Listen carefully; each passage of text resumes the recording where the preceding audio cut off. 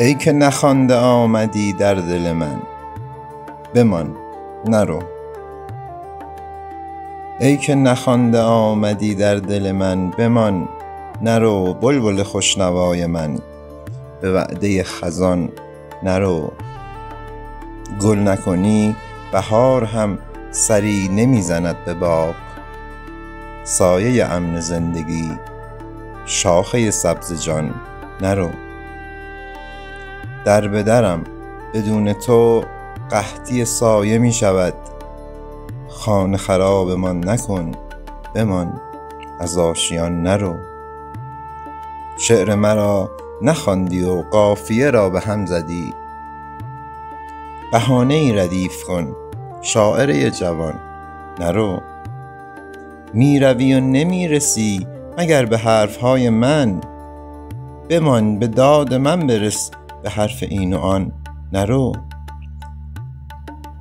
چرخ زمانه می رود راه به راه و بی امان، شاخ به شاخ می شوی به راه بی نشان نرو. هر دل سنگ و کعبه ای قبله حاجتی نشد، برای دیدن خدا به شهر کافران نرو.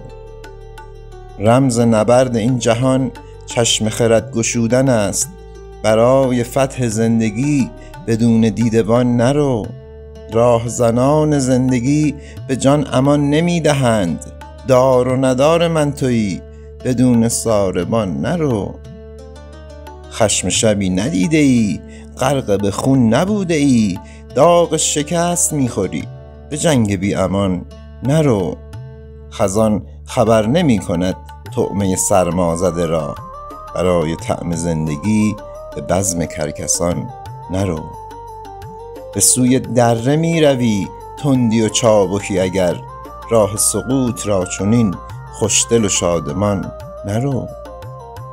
تخت شکسته ها کجا، کشتی ناخدا کجا، به روی بحر زندگی بدون بادبان نرو.